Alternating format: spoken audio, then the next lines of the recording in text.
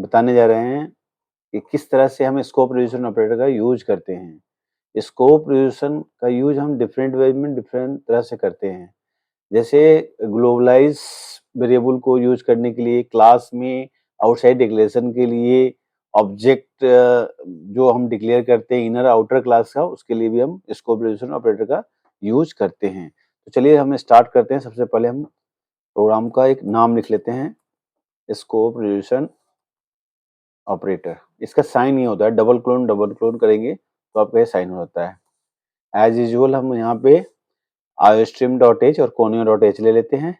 अब हमने यहाँ पे क्या करा, एक int x equal to 6 global variable लिया, उसमें 6 इनिशियलाइज कर दिया, मतलब x की वैल्यू 6 हो, that is a global wide mean. और इसके अंदर हमने क्लियर स्क्रीन कर लिया, इंट x इक्वल टू 7 हमने करा। तो 7x जो यहाँ पे क्या है, हमारा लोकल वेरिएबल है, और x ऊपर क्या है हमारा 6, that is a global variable. तो ग्लोबल वेरिएबल को हम विद इन द फंक्शन भी यूज कर सकते हैं। तो किस तरह से करते हैं, लेकिन हम डायरेक्टली यूज कर सकते थे, बट अगर सेम नेम से अगर लोकल वेरिएबल भी है तो कैसे करेंगे, क्योंकि फंक्शन तो अपने लोकल वेरिएबल को ही दिखाएगा। अगर हम यहाँ पे सी आउट एक्स करेंगे तो एक्स की वैल्यू क्या आएगी, 7 आएगी, but sometimes we need to use a global variable whenever the variable name are same। तो कैसे करेंगे, तो इसके लिए हम स्कोप रिड्यूशन ऑपरेटर का यूज करते हैं। तो चलिए देखते हैं कैसे करते हैं। यहाँ पे हमने x ले लिया, एक और y हमने लेते हैं 5। Now see out the local variable x, यहाँ पे क्या दिखाना चाहिए, यहाँ पे दिखाएगा 7। फिर cout the global variable x, तो यहाँ पे x का हम सिर्फ x देंगे तो यहाँ पे क्या दिखाएगा, 7 ही दिखाएगा। बट अगर हम यहाँ पे स्कोप रिड्यूशन ऑपरेटर ले लेते हैं और x करते हैं और एंडल करते हैं तो ये हमारे को x इक्वल टू 6 दिखाएगा, क्योंकि हमने यहाँ पे स्कोप रिड्यूशन ऑपरेटर का यूज करा है। ठीक है, clear. Now see out similarly the local variable y, जो हमने अलग से लिया है, जो y की वैल्यू होगी 5, वो दिखा देगा हमें। फिर हमने यहाँ पे गेट ch करा और ये हमारा हो गया एक प्रोग्राम छोटा सा। तो हमने क्या यहाँ पे करा हुआ है कि x without scope reduction operator हमने लिया हुआ है, दैट मीन्स ये लोकल वेरिएबल अगर सेम नेम से है तो उसको दिखाएगा। अगर x के साथ हमने स्कोप रिड्यूशन ऑपरेटर यूज कर लिया तो x का वैल्यू जो ऊपर है वो दिखाएगा। चलिए देखते हैं कैसे करता है, तो इसको हम रन कराते हैं।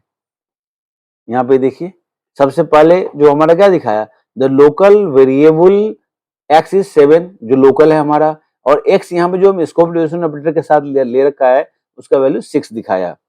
And then local variable y equal to 5 दिखाया। तो हमने यहाँ पे क्या देखा कि x जहां पे हम स्कोप लिया है तो उसको दिखाता है।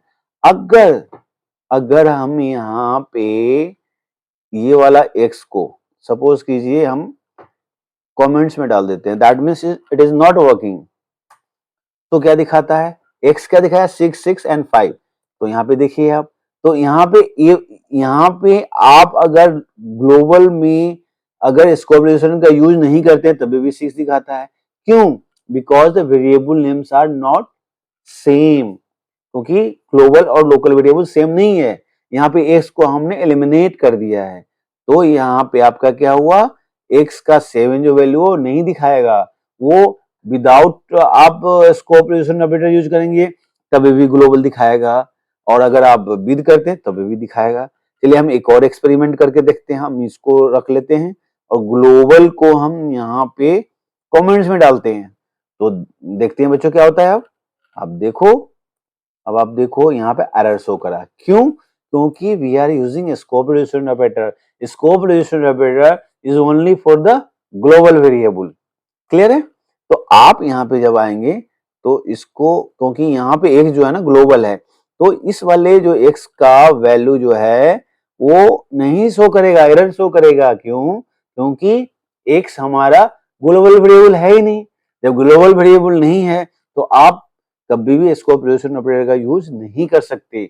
जब हम स्कोप रिड्यूशन ऑपरेटर का यूज तभी हम करेंगे जब उसको ग्लोबल वेरिएबल को हमें किसी भी फंक्शन में उसकी वैल्यू को यूज करना है, आइदर उस फंक्शन में वो वेरिएबल सेम नेम से डिक्लेयर्ड है या नहीं है, it is not a matter. ठीक है, तो स्कोप रिलेशनशिप ऑपरेटर का हम यूज ग्लोबलाइज्ड डाटा को सेम वेरिएबल अगर डिक्लेयर्ड है इन अ फंक्शन, उसके लिए हम करते हैं। क्लियर है आप लोगों को? Thank you.